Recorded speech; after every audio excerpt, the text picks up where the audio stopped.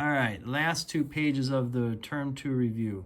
Page 9 here has this function. We want the absolute minimum of it. So we're going to take the derivative, which requires us to do a quotient rule. Take the bottom times the derivative of the top minus top times derivative of the bottom over bottom squared.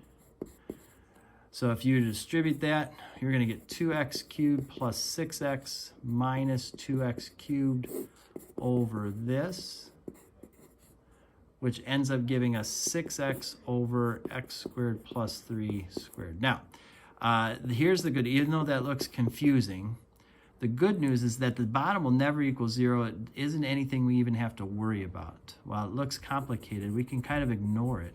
The only way that this is going to equal 0 is if the top is 0, and that's at x equals 0. So that's really our only critical point to worry about, okay? So in terms of the absolute minimum or maximum, what we want to do is consider the endpoints and the critical points. So we're going to include -1, 0, and 1. We're going to put them into the function and see what happens.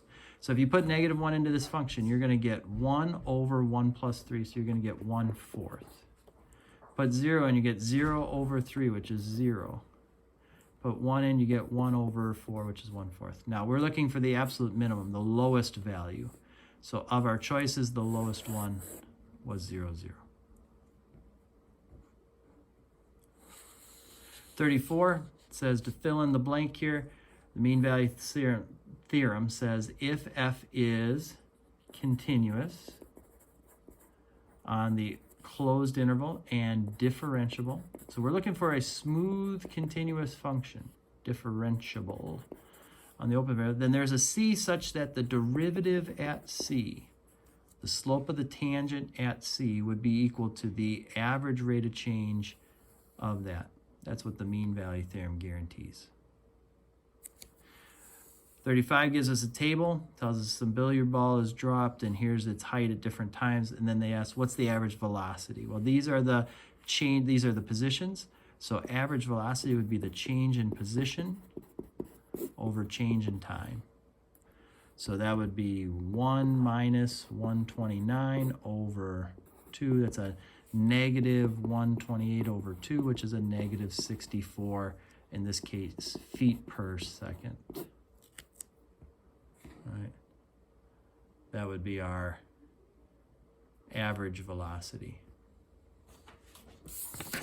All right, then the last one here gives us this g, and we were asked to find out what the relative extremas, inflection points, intervals, concavity are.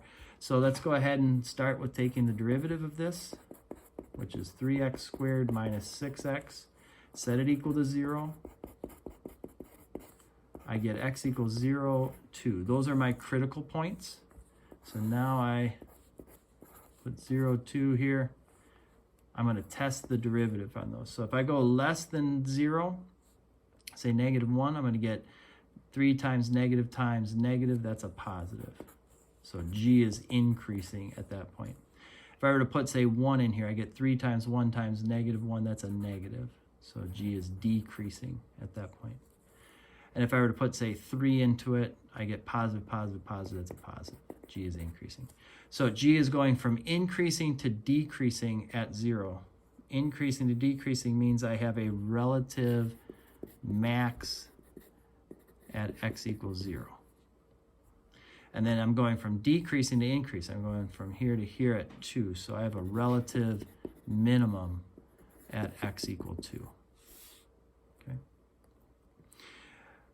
Everything else here is going to have the second derivative. So I'm going to move on. I'm going to take my second derivative here, which is 6x minus 6. Set that equal to 0, and I get x equal to 1.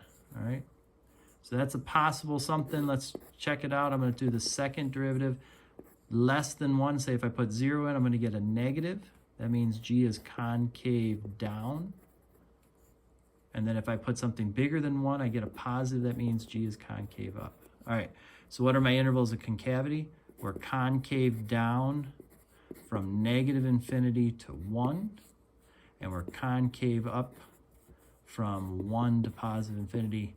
That means we have a point of inflection at x equal 1. And that's just about everything we've done in calculus up to this point.